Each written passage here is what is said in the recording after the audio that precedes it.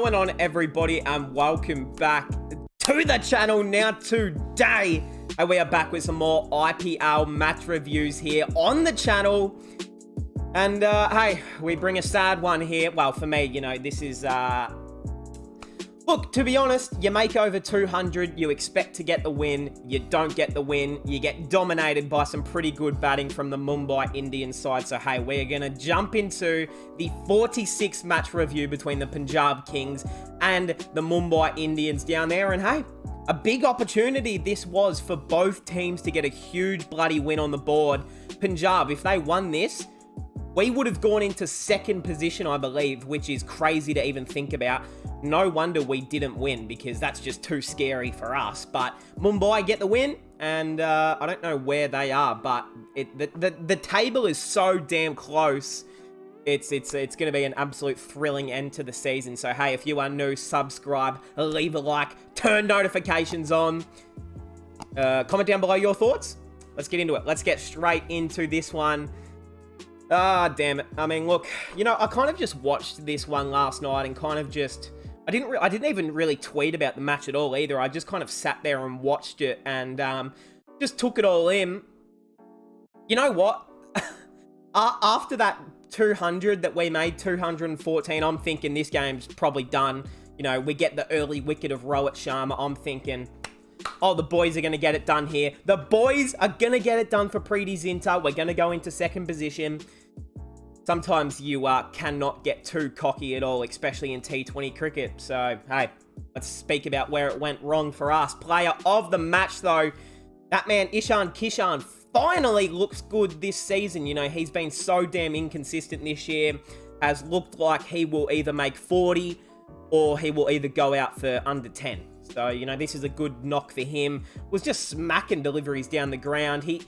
When Ishan gets on his one knee and just sweeps it for 6, like, it is just some of the most attractive cricket to watch.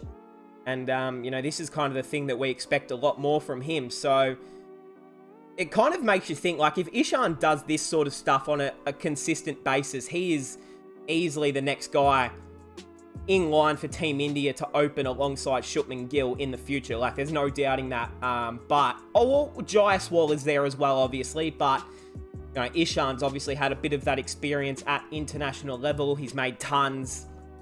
And it's when he bats like this, he looks so damn fucking good. And you just struggle to really get him out, especially on a slow sort of pitch. He just seemed to pick up any sort of slow delivery, either from Arshdeep. And yeah, batted incredibly well. 75 off 41 for him. Let's get into it. The Punjab Kings were in to bat first. And again, you make 214, wasn't it? You're probably expecting, all right, okay, we're feeling pretty good. Now, yes, you do normally like to chase, but defending this sort of score feels achievable. There's something wrong with our bowling attack at the moment. I mean, some people would say we have arguably the most strength bowling order on paper, but it's not happening right now. I mean, Lucknow made 250 against us. Mumbai's now made 200. We've had, I think, was it Rajasthan who might have made a big score against us as well? There's been too many big scores against us that are costing us games. So we either need to tighten up that bowling, or we need to fucking get that pitch down there and just start tampering with the pitch in our favor. I don't know what we can do about it, but I don't know. Start watering the pitch a bit more, get it opening up with some cracks. Hopefully Rabada can hit a few of them cracks and stuff, because the slow deck is not really working. We do not, it's not really working in our favor. So yeah, maybe a bit of pitch tampering would be nice. That's not my suggestion, but maybe it is. Okay, I'll edit that one out. But seriously, like, it's just, yeah, there's a little bit to work on. But anyway, into the batting. Prab Simran goes for 9. The man, Ashad Khan, he came back in the last game, and he's actually looked really good these last few games. The umpire didn't even give this out. I could not believe it. It was an absolute, like, he fucking almost lost half of the edge off the bat, and the umpire said not out. And then Prab started walking. They said it was out finally. I don't know if the umpire was blind or something, or whatever damn happened, but it was a wicket. Into Shikhar Dhawan, the skip. I mean, he looked a hell of a lot better since coming back from injury, but he just missed a googly from Piyush, who is just outstanding. That man Piyush, isn't he? He is fucking unreal. For a guy that's, pushing 40, I tell you what, the man, he is no specialist athlete. He's not going to go out there and run you a 10-kilometer time trial in 6 minutes. But what he is going to do is take you multiple poles, and he's going to look good doing it, and he's going to be very humble about it. He doesn't over celebrate. He's just the man. All right. And I tell you what, if Mumbai did not have him, they would honestly be, I don't know where they would be. Like, they would be bowling with Haritik Shakeen almost every game and Tim David. So thank fuck if I was a Mumbai fan. You should be like, you should give all of your praise to that man Piyush. Seriously, like, he is a team changer for this Mumbai side. And then he gets the wicket of Matt Short as well. Bowls him all cleans up. Shorty just misses it. Goes for 27. He hit a nice shot off his back foot for 4, but other than that, he's just, I don't know. We're just missing a guy in this, top order that can kind of go 40 plus or score a 50 plus. A good batting deck.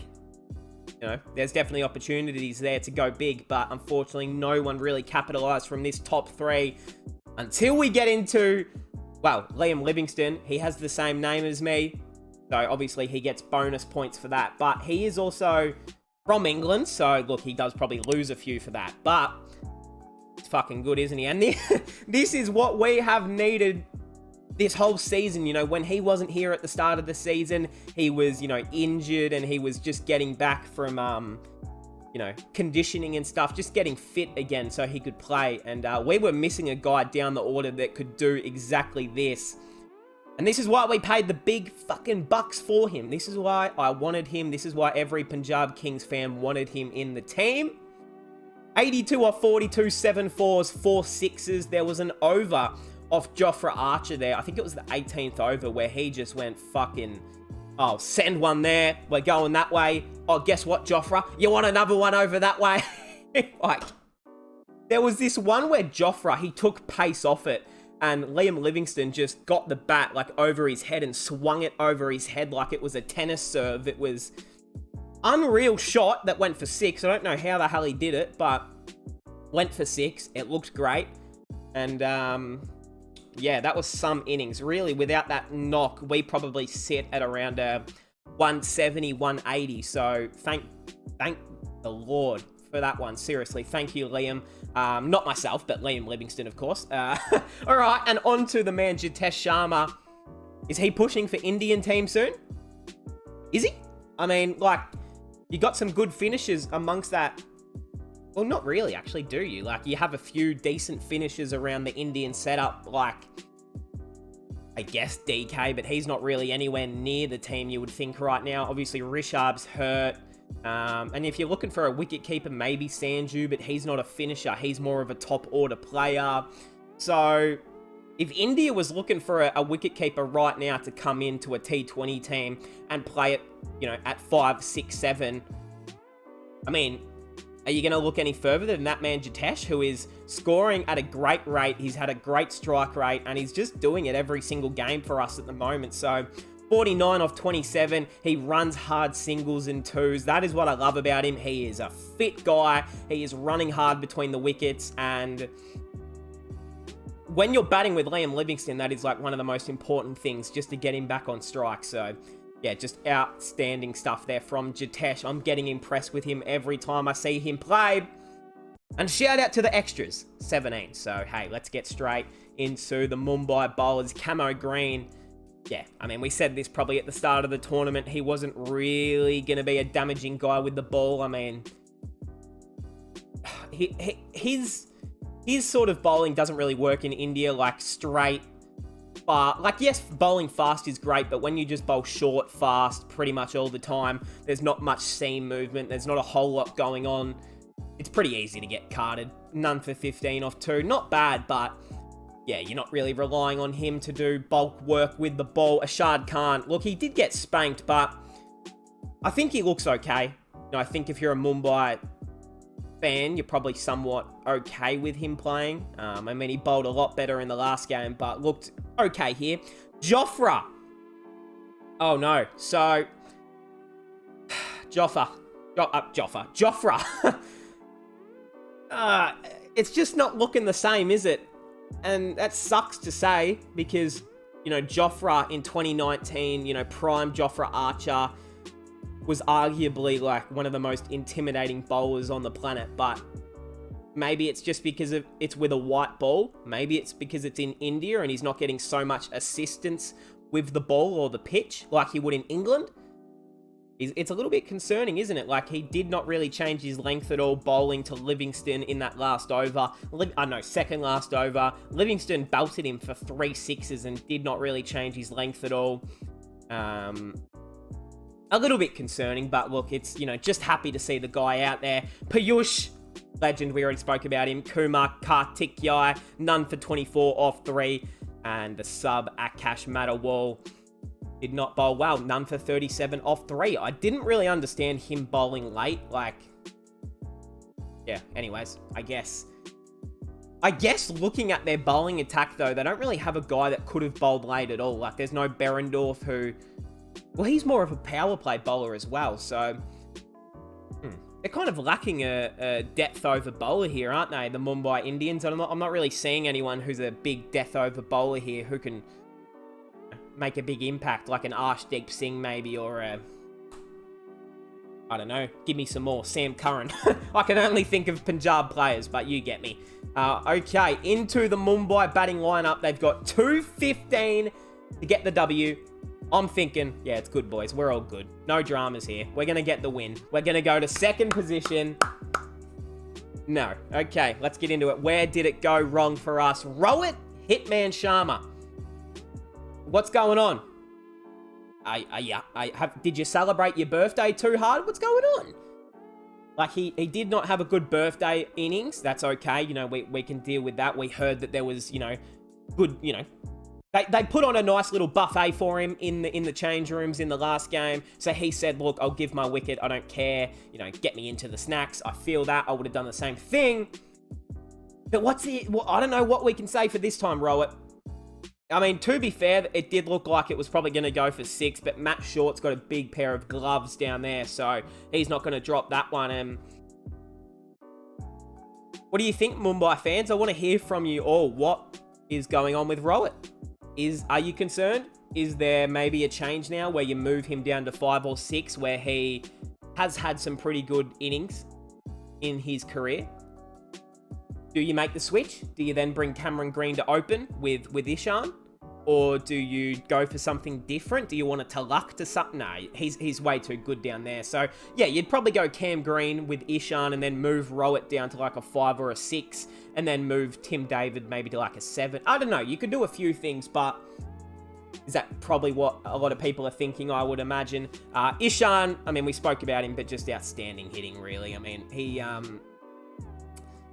Yeah, really outstanding hitting. I'm just looking at my notes here. I did write some notes. I'm just trying to, yeah. Oh, that's right. So it was the Ishan Kishan 2 6s against Rishi Dhawan in the 3rd overs, which really did just set the tone for Ishan, and especially when Surya came out. Like, yeah, Rishi Dhawan, we'll get into it, but I'm not a fan of Rishi Dhawan.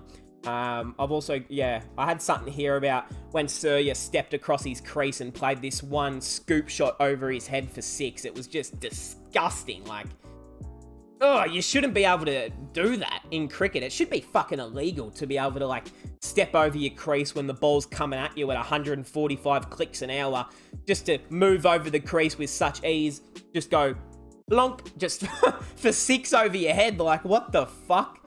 How do you do that? But, somehow the man Surya does find a way to do it. Look, we got a big wicket in Cam Green. Nathan Ellis was very good as the impact sub.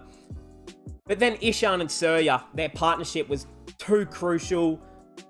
Then we kind of pulled it back. We got big wickets. Arshdeep with the big wicket of Ishan. Oh, sorry, no. Surya went out first, I believe, with a catch from Arshdeep, which he almost dropped. Thank goodness he held on to that one. So We get Surya out for 66 off 31. We also dropped a catch. There was a catch opportunity from Sam Curran that he just wanted 0. Wait, was it Sam Curran or Nathan Allen? Yeah, no, I think it was Sam Curran. Got just a... Actually, I wrote it in my notes. Who was it? Yeah, Sam Curran. So, look, Sam Curran got a shot at him. He dropped it. It was a tough chance, but would have gotten Surya out for, I think it was in the 40s, so that could have won us the fucking game. But anyway, we move on from that. Surya went, and then it was ISHAN and Tim David at the crease. ISHAN then went just an over later, and hold on a minute. It's around the... I think it was around the 15th over. Yeah, so we got Surya 15th over, ISHAN around that 16th over, and the game is right back on at this point. You get the 2 people at the crease who are in form. You've then got TD and Clarke at the crease who, look, both are incredible batsmen who can finish a job off, but you still rate yourself a chance. I mean, they still needed a good amount off a certain amount of deliveries. Like, the game was still in the balance, and then Tim David decided to hit a boundary.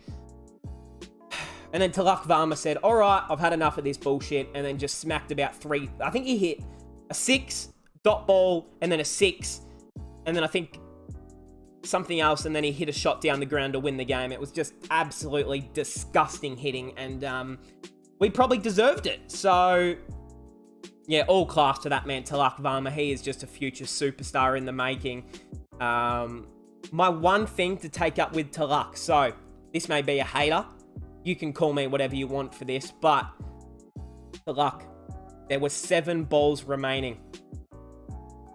He raised his bat after hitting a 26. Now, hey, that's okay. You did the job for your team. But what do you guys think about it? I have said it a few times here on the channel.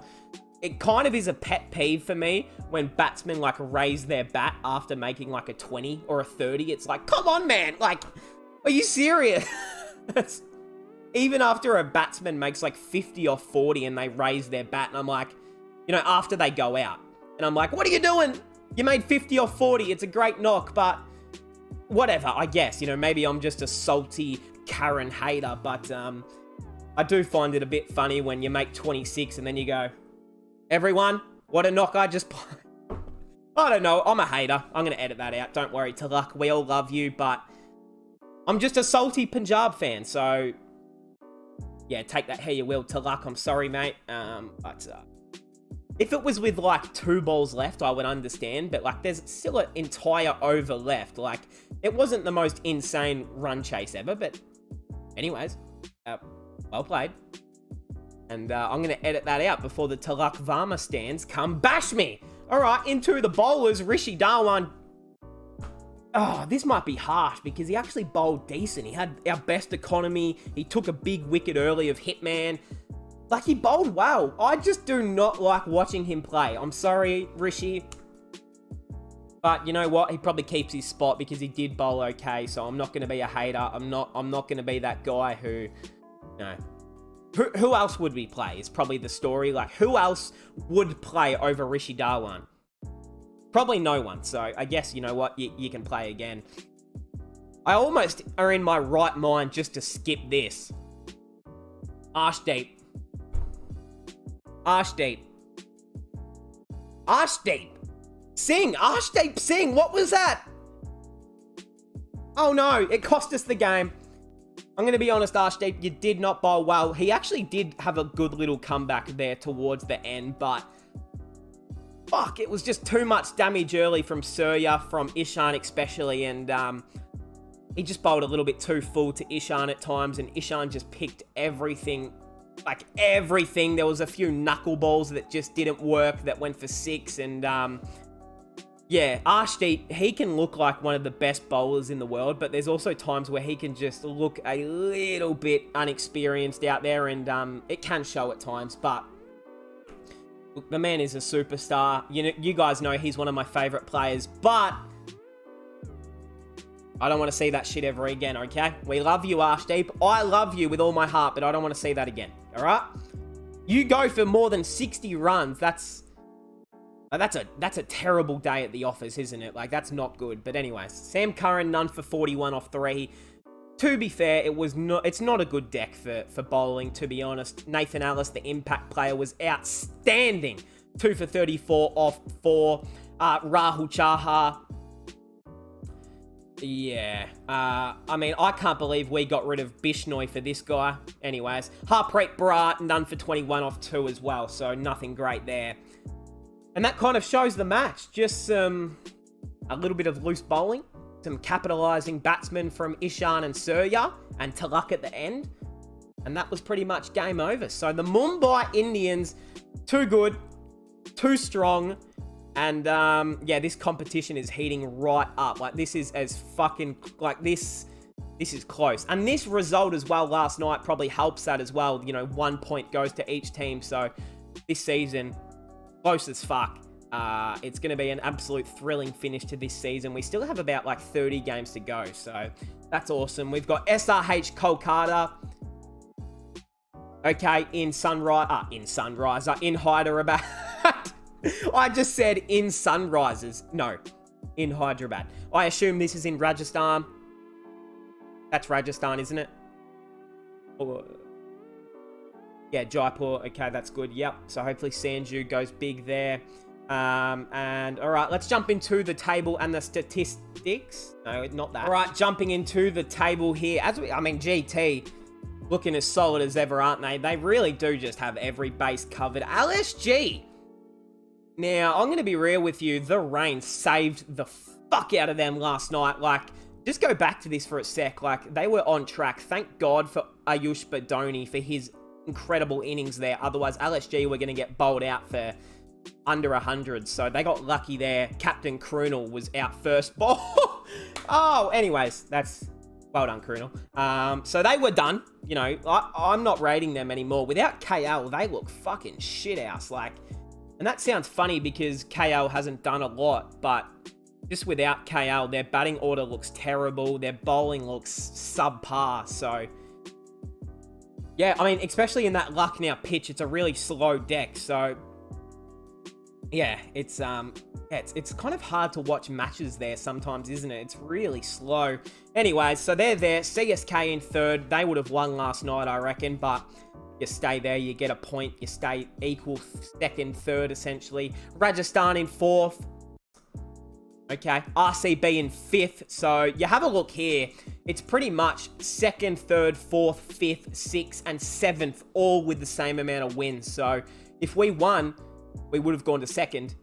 If Mumbai lost, well, they probably would have just stayed around 8th or 7th. So, yeah, I mean, especially after the Delhi Capitals win, this table is as close as it gets. Punjab, Mumbai, Kolkata, SRH, DC, every team can play playoffs. This is what you want from any sort of IPL season, is that all 10 teams... Hold on a minute. 10 teams. I don't know why I just doubted myself that there was more than 10 teams, but 10 teams. Right there. In the orange cap, we've got Faf, Jaiswal, Conway, Virat, Gaikwad. Some of the best there. In the orange, purple cap, we've got Mo Shami. Tushar, he got spanked around last night. Arshdeep, who got spanked as well. Mo Siraj, who is bowling incredibly. Piyush, the GOAT. Rashid Khan, just going about his business. Yeah, Mo Shami bowled incredibly the other night.